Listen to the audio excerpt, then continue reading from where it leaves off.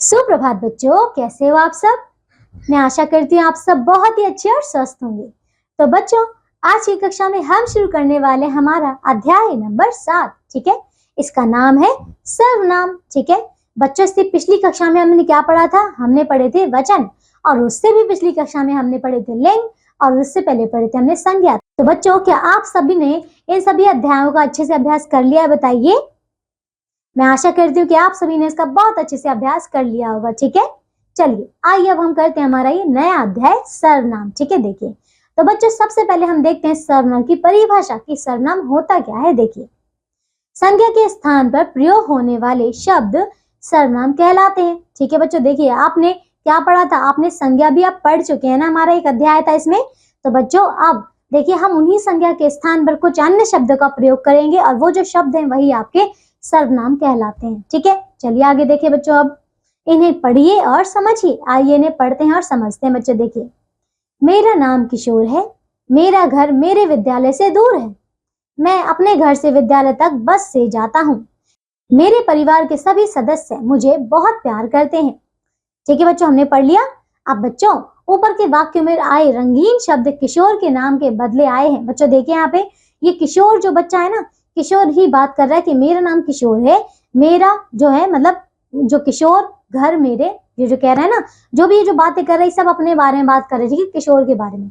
तो आपने देखिए किशोर नाम का प्रयोग ना करके उनके स्थान पर मेरा, मेरा, मेरे, मैं, मेरे, इन सभी शब्दों का प्रयोग किया है। तो यही क्या है आपके, देखिए। ठीक है ना, तो ऊपर के वाक्य में आए रंगीन शब्द किशोर के नाम पर बदले आए हैं ना, उनके बदले में आए हैं। तो बार बार नाम के ना दोहराना पड़े, समझ आ रहा है बच्चों कि हमें बार बार नाम को ना दोहराना पड़े, इसलिए इन शब्दों का प्रयोग किया गया है। इन शब्दों को सर्वनाम कहते हैं। बच्चों अब तो आपको समझ में आ गया होगा ना कि हमने किशोर को हटाकर मैं, मेरा, ये सब लगाया है। ठीक है, आगे देखिए बच्चों, अब हम देखते हैं सर्वनाम का प्रयोग। ठीक है, देखिए तो वाक्यों में बार बार संज्ञा शब्दों का प्रयोग करने से वाक्य अटपटे लगते हैं। ठीक है बच्चों, अब देखिए अगर आप किसी भी वाक्य में एक ही मतलब बार बार एक ही नाम का प्रयोग करते रहेंगे, जैसे कि ये राम का खिलौना है, राम पढ़ता है, राम स्कूल जाता है, राम खाना खाता है, राम के माता पिता अच्छे हैं, राम के परिवार अच्छा है, तो बच्चों राम राम राम ये क्या हो रहा है? ये बार बार जब आ रहा है तो ये अटपटा लग रहा है ना, ये कुछ सही नहीं लग रहा है। आप बार बार किसी एक नाम को दोहरा भी नहीं सकते, इसीलिए बच्चों हमने क्या किया यहाँ पे, इसीलिए वाक्यों को सुंदर एवं स्पष्ट बनाने के लिए सर्वनाम का प्रयोग किया जाता है। ठीक है, चलिए तो बातचीत करते समय हम बोलने वाले, सुनने वाले तथा जिसके बारे में बात की जा रही है अर्थात अन्य के लिए अलग अलग सर्वनाम प्रयोग करते हैं। ठीक है, देखिए जैसे कि अब बोलने वाले के लिए, जैसे कि मैं बोल रही हूँ तो हम क्या बोलेंगे, जैसे कि मैं, हमारा, मुझे, हमें, मेरा, मैंने। ठीक है, ये है हमारे किसके लिए, जो बोल रहा है उसके लिए।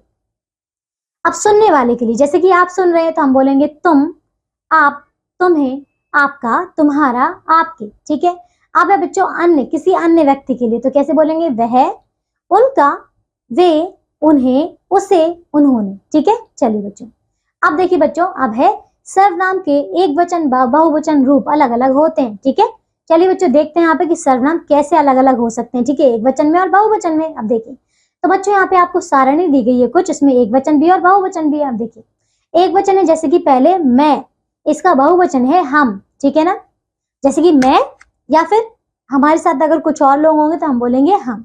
ठीक है ना, दूसरा देखिए मेरा तो हमारा, ये बहुवचन है। ठीक है, मुझे एक वचन है और हमें बहुवचन है। ठीक है, मुझसे एक वचन, हमसे बहुवचन। ठीक है, इसी प्रकार बच्चों तुम सब, अपना, अपने, जिसने, जिन्होंने, किसी ने, किन्हीं ने। ठीक है, यह, ये, वह, वे, इसे, इन्हें, जिसे, जिन्हें, जिससे, जिनसे, इसने, इन्होंने, किसका, किनका, उसे, उन्हें। ठीक है बच्चों, देखिए तो हमने यहाँ पे बहुत अच्छे से सर्वनाम शब्द देख लिए हैं, सर्वनाम की हमने परिभाषा देख ली, और हमने ये भी समझ लिया कि किस प्रकार यहाँ पे सर्वनाम के एक वचन और बहुवचन रूप अलग अलग हो सकते हैं। ठीक है, चलिए बच्चों देखिए ये अध्याय हमारा पूरा हो चुका है। मैं आशा करती हूँ आप सभी को यहाँ पे सर्वनाम में आप कोई भी परेशानी नहीं होगी। ठीक है बच्चों, आइए अब हम एक बार और दोहरा लेते हैं कि हमने इस पाठ में क्या क्या पढ़ा है। देखिए, संज्ञा के स्थान पर प्रयोग होने वाले शब्द सर्वनाम कहलाते हैं। ठीक है, दूसरा, बोलने वाले, सुनने वाले व अन्य व्यक्ति के लिए अलग अलग सर्वनाम का प्रयोग किया जाता है। तीसरा, सर्वनाम के एक वचन व बहुवचन रूप अलग अलग होते हैं। ठीक है, चौथा देखिए, बोलने वाले के लिए जैसे कि मैं, हमारा, मुझे, हमें, मेरा, मैंने। सुनने वाले के लिए तुम, आप, तुम्हें, आपका, तुम्हारा, आपके, और अन्य के लिए हो जाएगा वह, उनका, वे, उन्हें, उसे, उन्होंने। ठीक है, चलिए बच्चों, तो ये अध्याय हमारा समाप्त हो चुका है। बच्चों, इसके अंतिम में आपको अभ्यास के प्रश्नोत्तर दिए गए हैं। आप सभी बच्चों को इस अध्याय के आधार पर सभी प्रश्नों को पूरा करना है। ठीक है, चलिए अब हम मिलेंगे एक नई कक्षा में ऐसे ही नए अध्याय के साथ। तब तक के लिए आप सब अपना ध्यान रखिए और स्वस्थ रहिए। बाय बच्चों।